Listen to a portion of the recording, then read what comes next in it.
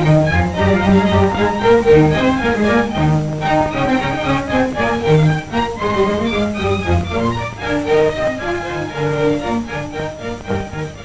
chère Françoise, tu me demandes si je suis heureuse depuis mon mariage. Oui, très. Jacques et moi, nous nous entendons très bien. Et là, je suis très malheureuse, je viens de le tromper. Sans faire exprès, et je ne sais pas si je dois le lui avouer. Je t'écris pour te demander ton avis. Je suis cruellement punie de mon inconséquence. Dois-je rire ou pleurer? Je ne sais plus. Ne crois pas que j'ai pris un amant, non, non, pas du tout. Enfin, oui, mais que pouvais-je faire? Voilà exactement ce qui s'est passé.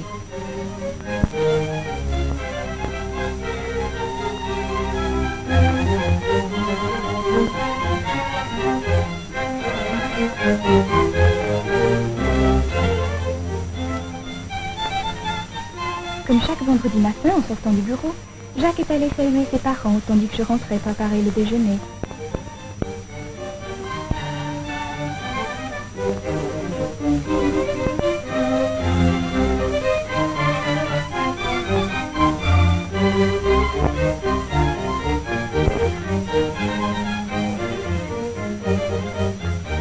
Allait-il faire beau, allait-il pleuvoir? On ne le savait.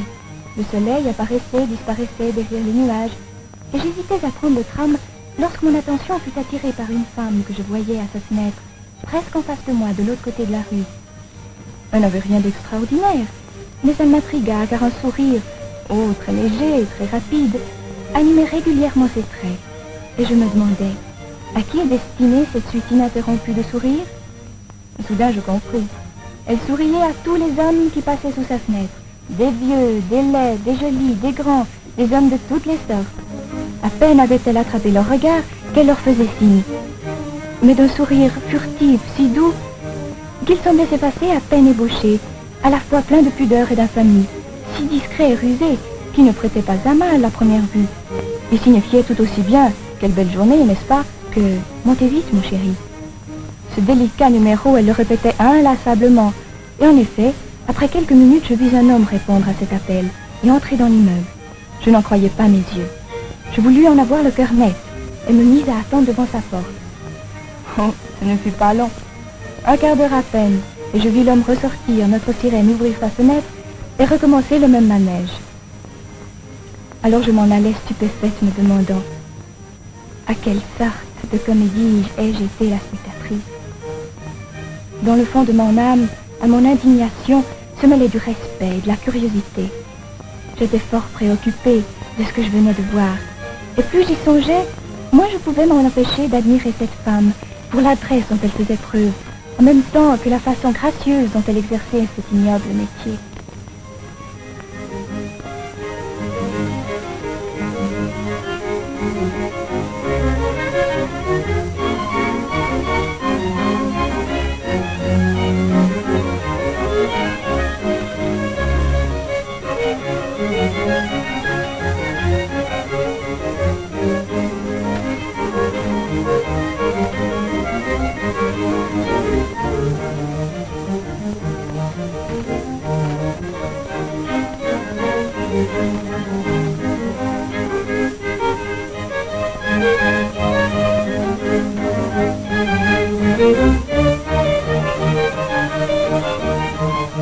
Alors, brusquement, il me vint une idée folle, tellement absurde qu'elle m'épouvanta d'abord. L'idée de faire la même chose, et de jeter au premier homme venu, moi aussi, un sourire, un seul, et de voir ce qu'il en résulterait. Crois ce que tu veux, accuse-moi de coquetterie, mais j'étais tout à coup incroyablement anxieuse de voir si j'obtiendrais du succès. Impossible de chasser cette idée de ma tête. Elle revenait chaque fois plus menaçante. Il fallait absolument que je la mette à exécution. Mon cœur battait. J'avais honte, je l'avoue. Mais je me pardonnais d'avance ma témérité en songeant à ce que disait Jacques. Les femmes croient innocent tout ce qu'elles osent. Je ne faisais attention à rien. J'étais perdue dans mes pensées. Elles naissaient les unes des autres et couraient dans mon âme comme les nuages emportés par le vent sur un fond grisâtre où allait le soleil. Je m'aperçus que toutes ces réflexions m'avaient entraîné jusque dans l'île Rousseau. Je ne sais comment, et non loin de moi, par hasard, et tu vois que le diable était avec moi, je vis un homme en train de lire le journal. Il n'avait pas l'air trop mal. Peu importe d'ailleurs, le plus important était de vaincre ma lâcheté.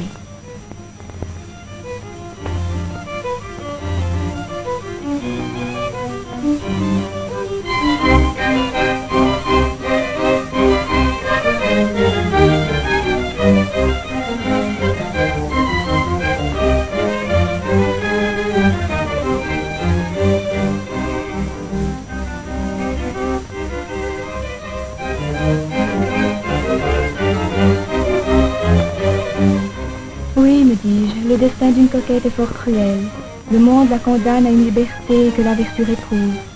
Se dévergonder demande un courage que notre époque s'est trop excusé au nom de la pudeur, de l'étourderie, de l'amour, mais jamais de la sagesse. Agir par coquetterie, c'est, je crois, accepter le danger d'être prise au dépourvu. Sûr de moi, cette aventure offrirait peu d'intérêt, et dissimuler n'étant pas mon arme favorite, en moi, l'attrait de ce geste inconsidéré, la peur de le commettre, mon inexpérience des hommes, le désir de mettre mon honnêteté à l'épreuve, tout concourait à doter cette scène d'un aspect frivole, mais inexorable.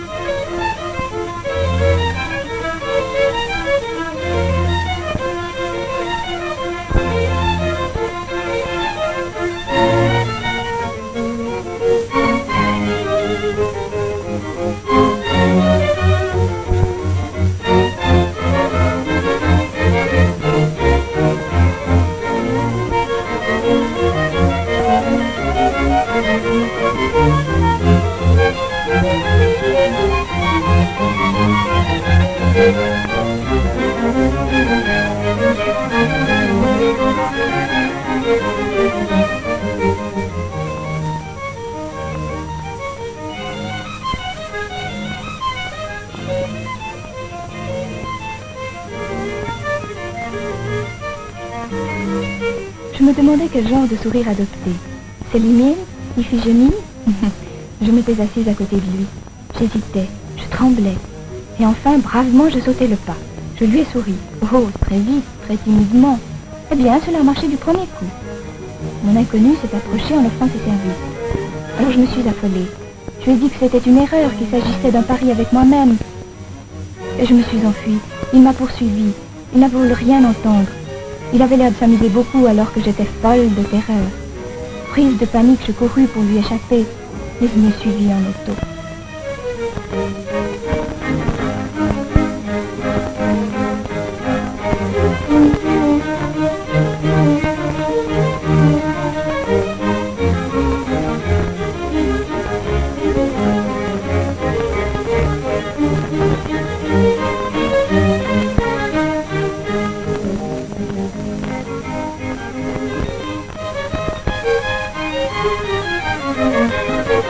Ma seule chance était d'arriver avant lui à la maison. Peine perdue, il entra derrière moi et fit mine de m'embrasser. J'éclatai en sanglots. Je lui ai supplié de partir. On m'a rentré d'une minute à l'autre, lui ai-je dit. Mais il se fâcha. Trêve de comédie, ma petite, dit-il. Par 50 francs, c'est à 10 euros. Le seul moyen de me débarrasser tout de suite de cet imbécile était de lui céder. C'est ce que je fis. Que pouvais-je faire d'autre? Me voilà cruellement punie de ma coquetterie. Je t'écris, chère Françoise, pour te convaincre de mon innocence. Réponds-moi vite. Ton amie, Agnès.